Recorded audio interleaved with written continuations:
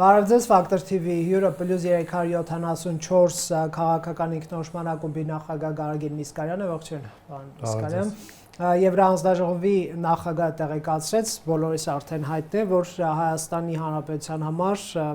Եվրամիությունը բացում է իր շուկան առնվազն 80% ապրանքների համար, դա արտոնյալ ռեժիմ է եւ ըստ էության Հայաստանը միակ ստացվում է պետություն է, որ ԵՄ անդամ չի, բայց նման ԵՄ-ից արտոնություն է ստանում, ֆոն դեր Լայենը Երևանում ասում է, սրանով մենք կարող ենք վերաուղղորդել այն ապրանքները, որոնք մեծապես ռուսական շուկա են արտանվում եւ դրանք ուղարկել Եվրամիության միասնական շուկա 450 միլիոն մարդկանց համար, այդ ո՞րն է այս քայլի քաղաքական իմաստը։ Ինձ թվում է շատական հայտ է, քաղաքական իմաստը Հայաստանին Եվրոպա գնալու ճանապարհին աջակցությունը, այսինքն Հայաստանի եվրոինտեգրումն է քաղաքական իմաստը։ Այդ ընթացքում տնտեսական, ռազմական, ինչու ոչ ինստիտուցիոնալ լուծումների խնդիրներ կա, որը նույնպես արվում է ու նոր չի ու սեփան դրա վարվկայությունն է։ Իսկ այս միջոցառումը բավարար է, որ ռուսական ճնշումները, ասենք, սահմանափակում թե պատժամիջոց Հայաստանի տնտեսության դեմ չփլուզեն մեր տնտեսությունը, այսինքն սա բավարար շտապ օգնություն է, այսպես ասենք։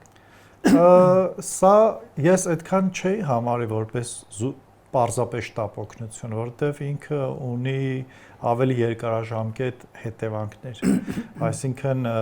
այն որ Հայաստանի գյուղմթերքը կարող է գնալ Եվրոպա, դա շատ լավ է,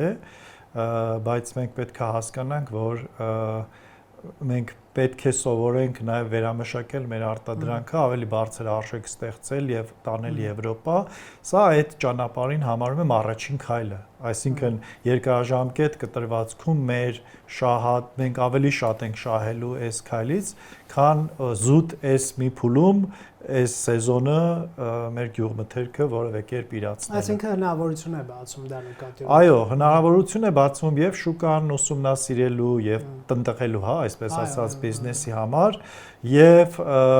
ընթացակարգերը հասկանալու, որովհետեւ այնուամենայնիվ գյուղմթերքի դեպքում պահանջները այդքան խիստ չեն, ինչքան որ վերամշակված ապրանքների պայմաններն են եւ հետևաբար սա հնարավորություն է օրինակ մյուս տարի որոշ չափով նաև վերամշակված ապրանք արտահանել։ Շատ լավ, երբ որ անցյալ մարտին Այսինքն ներողություն, ես նկատի ունեմ ոչ թե ուղակի արտահանել, որովհետև դա Հայաստանում է արտադրված, այլ որովհետև բավարարում է այն պահանջներին, որը կա եվրոպական շուկայում։ Այսինքն մեր մոտ արտադրողները սկսում են անգլերեն բառը level up լինել, հա, մակարդակ բարձրացնել այ որակի առումով։ Հա, եւ դա բերելու է ըստ էության նաեւ եկամտի աճի։ Իհարկե, ստանդարտների աճի։ Իդեպ քչերն են այդ մասին խոսում, բայց երևի Հայաստանի Հանրապետության բնակիչներն ու քաղաքացիներն են արժանի ոչ թունաքիմիկատներով հարուստ եւ ոչ քաղցկեղածին ուտելիք սպառելու, մենք խոսում ենք հաճախ Եվրոպայի մասին, բայց այդ հարցը մեզ մոտ մի քիչ է, էլի, դրվում որպես պահանջ արտադրողների առաջ։ Հա, եթե դուք նայեք Թեմինե Ենոքյանը մի նյութ ունի, Արարատյան դաշտավայրում աճացվող բանջարաբոստանային կուլտուրաները ինչ ջրերով են ջրվում, մենք կհասկանանք, որ Եվրոպա գնալու համար դեռ շատ ճանապարհ պետք է անցնենք։ Եվրոպացիների ականջախոլ կան կան այս նեղ մոմենտին։ Չէ, Արարատյան դաշտավայրից չենք տանելու մենք։ Լավ, անցյալ մարտին տեսեք, երբ որ Հայաստանի ազգային ժողովը ընդունում էր Եվրամիության անդամակցելու մեկնարկ նախատեսող օրենքը, այն ժամանակ երևի հիշում եք, հա, ինչքան վատատեսական էին պնդումները դիմախոսների, Եվրոպան մեզ հետաքրքիր չի, Հայաստանը կմնա Եվրոպական միության միջանցքներում, ընդհանրապես Եվրոպան մեզ չի սպասում, մենք հետաքրքիր չենք Եվրոպային կամ մեր աշխարհագրությունը թույլ չի տալիս մերձենալ Եվրամիությանը, դատապարտված ենք Ռուսաստանի շահերի եւ ազդեցության գոտում գտնվելու, կարելի է պնդել, որ Եվրամիությունը արդեն ոչ թե հայերի գեղեցիկ աչքերով կամ ինչ-որ խոսույթով, որ մենք ժողովրդավար ենք, մենք լավն ենք, մենք եղբայր ենք եւ այլն, արդեն գործնականորեն ցույց է տալիս որոշակի հետաքրքրություն Հայաստանի նկատմամբ։ Դա նոր չի, պետք է հասկանանք, որ անկախության առաջի օրերից սկսած եւ Հայաստանը եւ հետսովետական բոլոր հանրապետությունները եղել են Եվրոպայի ուշադրության կենտրոնում եւ այն աջակցությունը, որ այս ստացել ենք մենք քաղաքացիական հասարակություն ունենալու, այդ օթից չի ընկել։ Այսինքն քաղաքացիական հասարակությունը օթից չի ընկել, դա լուրջ աջակցություն է եղել Եվրոպայի կողմից։ Ինչքանով է արդյունավետ եղել դա, կարելի էր ավելի լավ անել, այո, անշուշտ կարելի էր ավելի լավ անել, հաշվի առնվել են մեր ներքին ռեսուրսները, կարողությունները, մենթալիտետը եւ այլն, դա այլ հարց է։ Բայց այն ինչ ունենք հիմա, մենք ունենք արևմուտքի աջակցության շնորհիվ, որովհետեւ մեզանից հարավ արաբական աշխարհ, Պարսկաստան, Իրաք, Իրան, հա, ոչ մի ժողովրդավար եւ իրավագիտակցության վրա շեշտադրում անող պետություն չկա, մեզանից արևելք չկա, մեզանից հյուսիս էլի չկա։ Չէ, դե Վրաստանը բացառություն է, այսինքն այս դեպքում Ես Վրաստան նկատի չունեմ։ Այդ նույնը Վրաստանի դեպքում էլ է այդ աջակցության շնորհիվ եղել։ Այսինքն ասել, որ նոր է այդ այլ հարց է, որ մեր քաղաքական հասունությունը որպես ժողովուրդ բավարար չէր դրանք լուրջ ընկալելու եւ այդ բարեփոխումները անելու հավուր պատշաճի։ Մենք դա մենք չէ, բայց մեր իշխանությունները դա այդ թվում նաեւ քաղաքասարակության ինչ որ շերտեր, որոնք նորից ժողովրդավար պետություններից գումարը ստանում էին, ծախսում էին ոչ ժողովրդավար գաղափարներ քարոզելու համար, այդ ամեն ինչը խոչընդոտել է մեր արագ զարգացմանը եւ արագ ինտեգրմանը։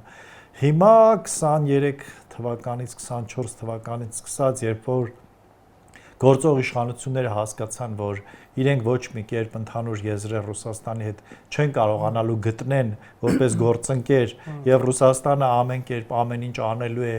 իրենց փոխարինելու համար, այլ ընտրանք չտեսան, քան արևմուտքի աջակցությունը խնդրել, վերաիմաստավորել այդ հարաբերությունները թե Ռուսաստանի հետ, թե Արևմուտքի հետ եւ բավական երկար տևեց Արևմուտքի կողմից հավաստիանալու համար, որ Հայաստանը խաղեր չի խաղում, այսպես ասած, այսինքն գործող իշխանությունները պատրաստ են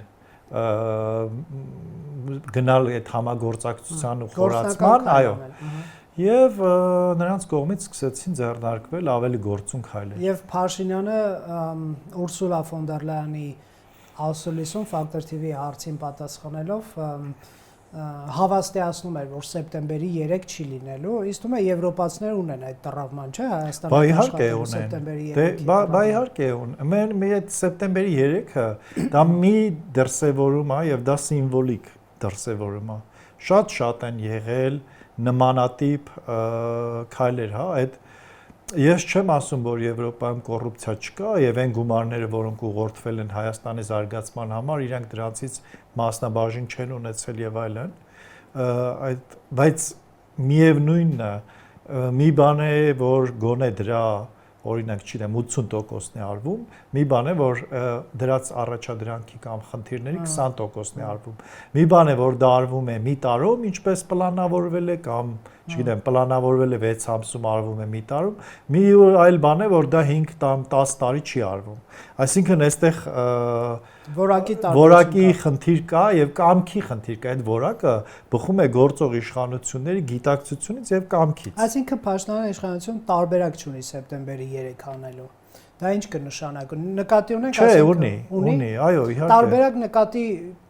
չունեմ, որ ունակ չի դա անելու։ Նկատի ունեմ իր շուրջ, Հայաստանի շուրջ ստեղծված իրավիճակը միգուցե այնպեսին է, որ սեպտեմբերի 3 անելով վերադառնալով ռուսական այսպես տոտալ ազդեցության գոտի, մենք երևի ավելի շատ բան ունենք կորցնելու։ Եթե հիշում եք Սերժ Սարգսյանի հայտարարությունը անուղղակի նրան մասին էր, որ եթե սեպտեմբերի 3-ին ինքը չստորագրեր, ապա հնարավոր է լայնամասշտաբ պատերազմ հայ-ադրբեջանական։ Այո, այսինքն Ռուսաստանը ոչ մի այլ կերպ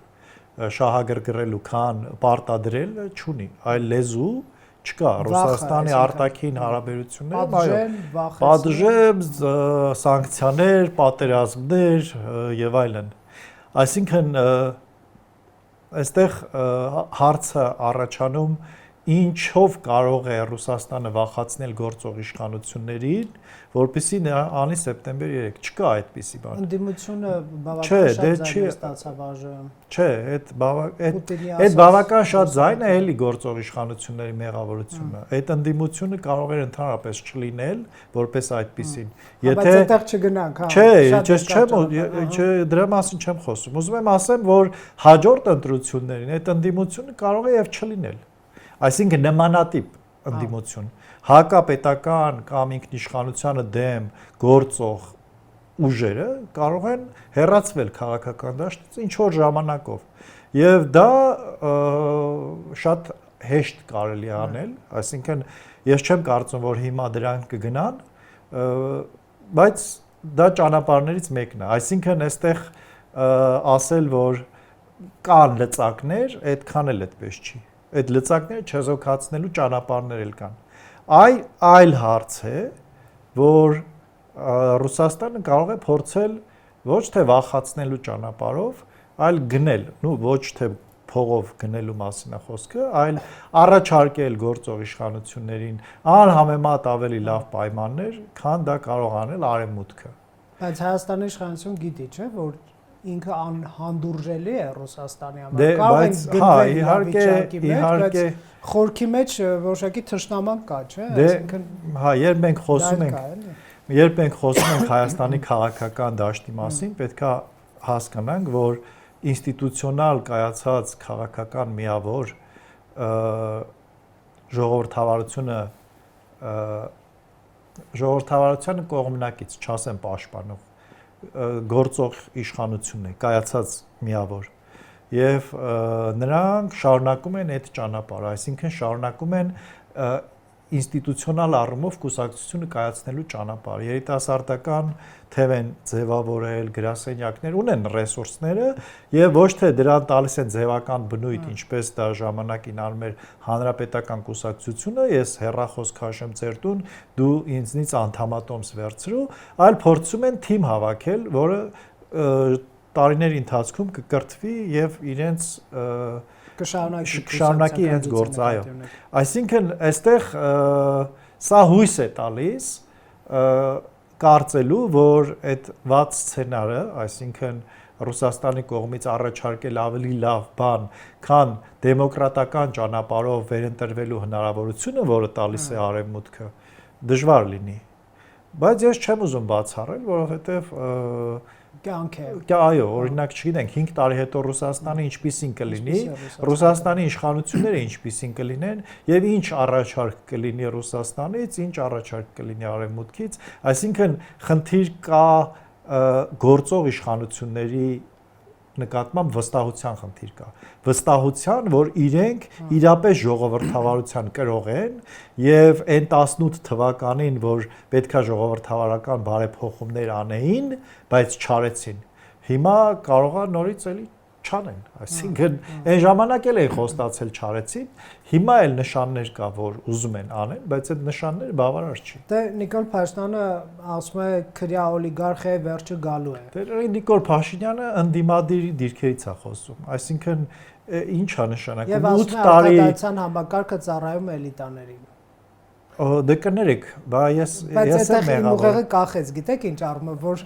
քրյա օլիգարխիայի վերջը գալու է, ենթադրում եմ արտադրության համակարգով, բայց այն արտադրության համակարգով, որը ծառայում է էլիտաներին։ Դե մյուս կողմից էլ այդ էլիտաների մի մասն էլ իրանք են։ Այսինքն հիմա այդ մենք ուզենք թե չուզենք, այդ մարդիկ քաղաքական այդ ընտրանում մեջ են, հա, այսինքն եթե այդ համակարգը ծառայում է իրեն, ուրեմն պետքա փոխվի, չէ՞։ Ինչ արվում այդ ուղղությամբ, ոչ մի բան։ Տեսեք, լծակներից խոսեցինք, դա Հայաստանի դեմ տնտեսական պատժամիջոցները պայմանական ասած լարսը փակելու լծակին Ռուսաստանը դիմեց իրականում, այդպես հենց լարսը չփակվեց, բայց փակվեց հայկական ավտոմեքենաների համար, այսինքն սա սցենար էր, որ մենք առնվազն մի 4-5 տարի խոսել ենք, էլի, եւ ձեզ հետ եւ տարբեր քննարկումներում, այսինքն սա ըստ էության նաեւ սցենար էր, որին պատրաստ է ստացվում է Հայաստանի Հանրապետությունը եւ Եվրամիությունը, որովհետեւ եթե այդպիսի միջոց է կիրառվում ԵՄ-ի շուկա բացել, պարզ է, որ դա 5 օրում այդպես չորոշեցին, էլի, նախորդ ինչ որ մի աշխատանք տարվել է, մենք հուսանք մեր տնտեսվարողները այստեղ խնդիրներ չեն ունենա, եթե ունենան պետությունը եւ Եվրամիությունը կաջակցեն նաեւ նոր շուկաներ գրավելու, բայց արդյոք դուք համարում եք, որ վերջացան Ռուսաստանի լծակները Հայաստանի արտաքին քաղաքականություն վարելու իրավունքը սահմանափակելու իմաստով։ Եթե անկեղծ ասենք, այս ամեն ինչը դրա մասն է, չէ՞, ասում են ԵՄ ինտեգրումը դադարեցրեք, ըստ էության դա է, թե չէ գազի այն 13 թվի պայմանագիրը կչեղարկեն, կթանկանա կամ կկտրենք, այսինքն կամ հա, մոտավորապես նման բան, լծակների մասով ինչ կարող եք ասել։ Իհարկե Ռուսաստանը ինչքան կա եւ Ռուսաստանի կայսերապաշտական նկարտումները ինչքան կան, ինքը միշտ վտանգ է ներկայացնելու, այսինքն այդ լծակները միշտ լինելու են։ Երբ որ Ռուսաստանը ժողովրդավարանա եւ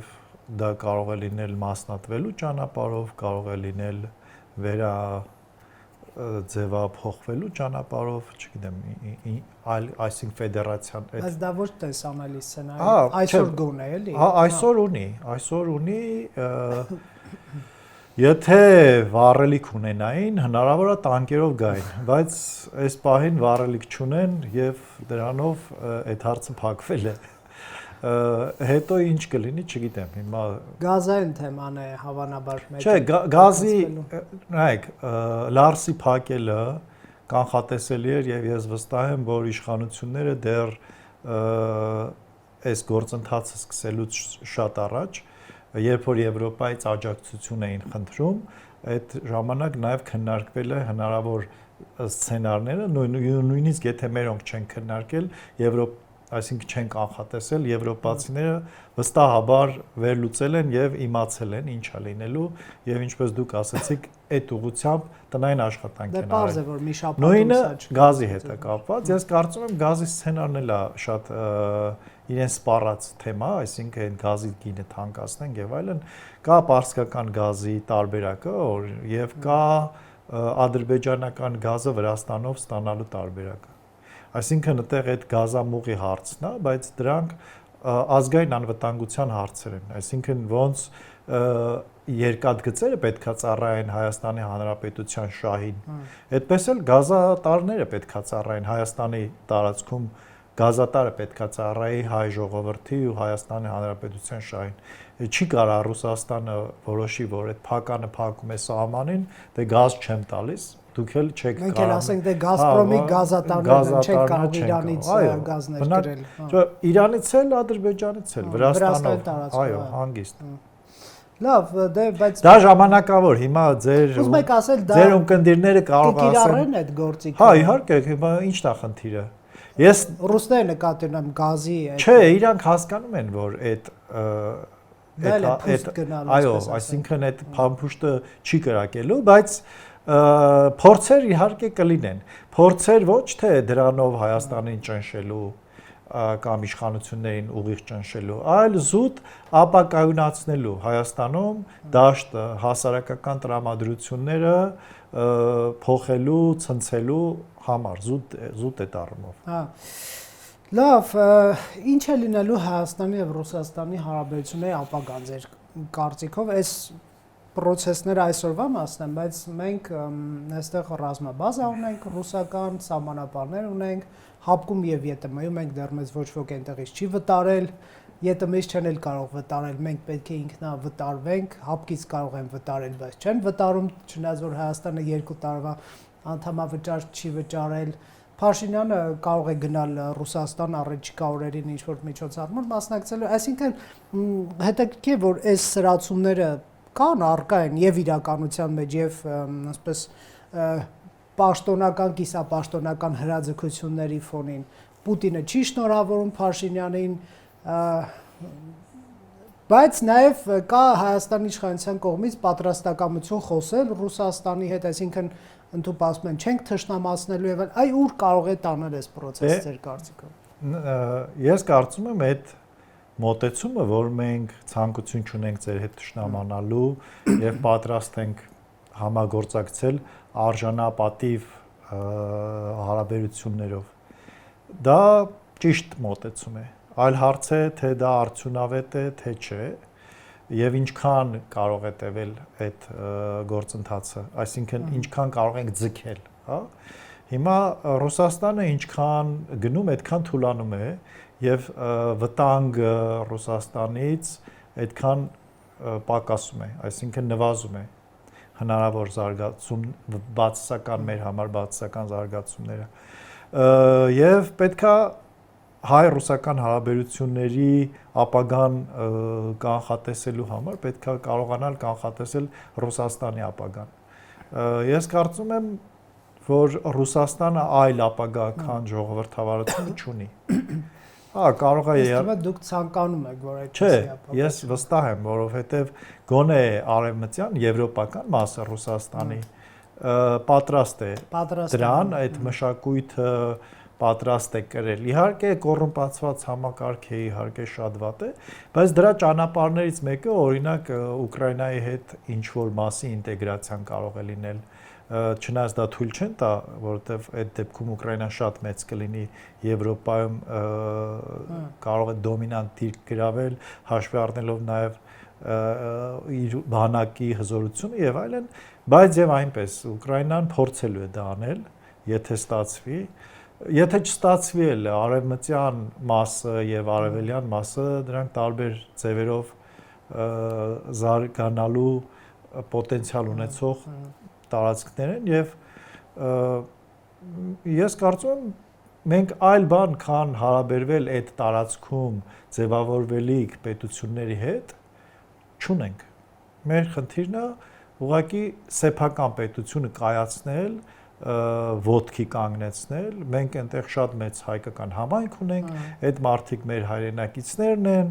մենք կազմակերպենք հայրենակիցների վերադարձ Շատերը իդեպ այստեղ տներ էլ ունեն, չի որ մի ոտքով այստեղ են, էլի։ Հա, ես կարծում եմ մեր խնդիրը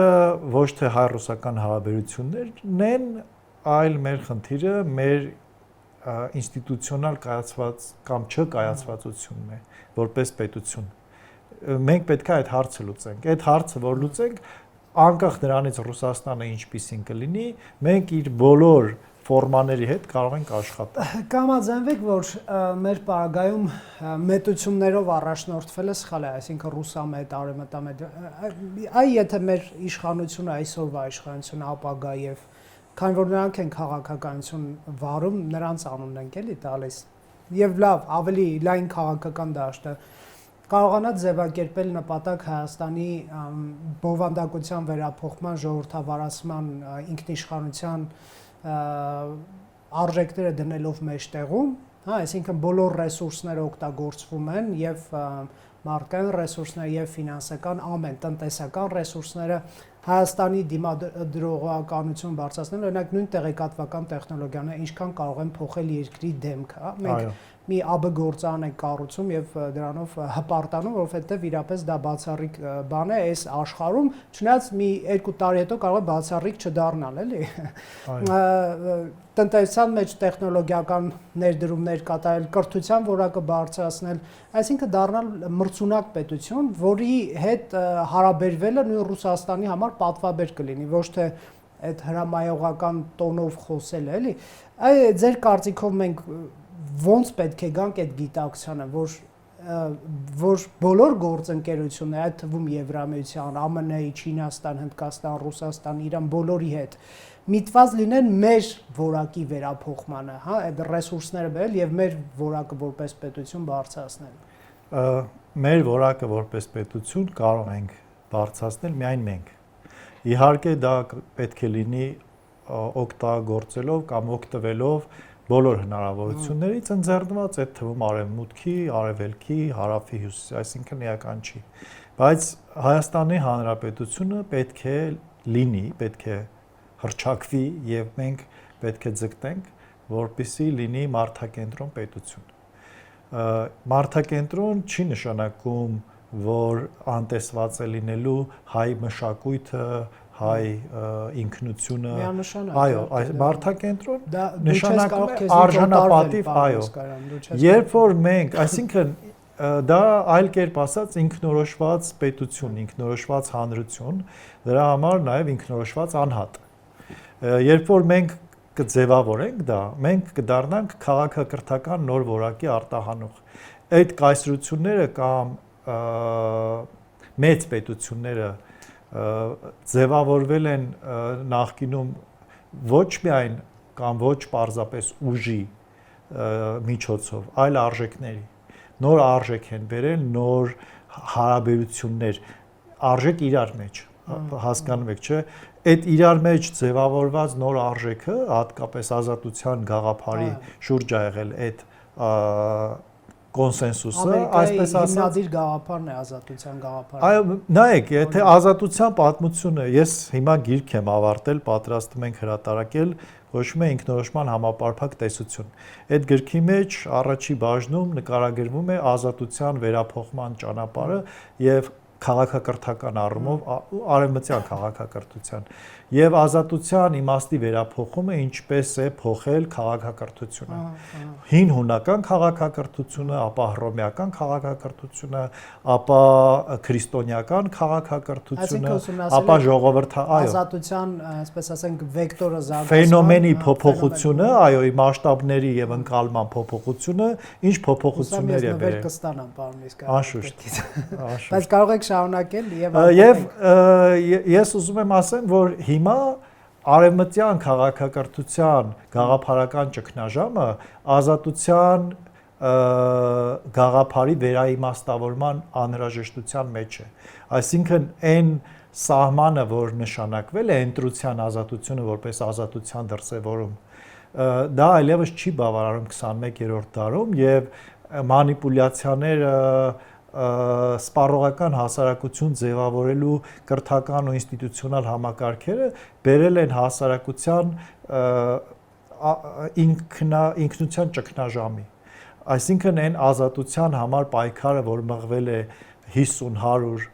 տարի առաջ, հիմա ինքը դարձել է ինքնանպատակ եւ ինքնորոշումը իմ կարծիքով այն գաղափարն է, որը սինթեզում է իր մեջ ազատության այն բոլոր ձևերը, որը մինչեւ հիմա մարդկությունը մտածել, հորինել, ստեղծել, իմաստավորել է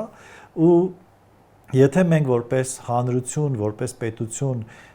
նպատակ դնենք ունենալ այնպիսի միջավայր, այնպիսի ինստիտուտներ, որոնք ոչ թե զուտ տնտեսական կամ ինչ որ վերացական արժանապատիվ կյանքի ապահովմանն են ուղղված, այլ ստեղծում են անհրաժեշտ պայմաններ անհատի ինքնորոշման համար, այսինքն ամբողջ ինստիտուտներն ու հասարակությունը այդ նպատակին է աշխատում, ապա այդ հասարակությանը ես ձեզ ասեմ 5-10 տարի հետո հնարավոր չի լինի հաղթել։ Շնորհակալ եմ, կհետևենք զարգացումներին, այդ թվում հասարակական բնույթի։ Factor TV-ում հյուրընկալել ենք Գարեգին Միսկարյանին։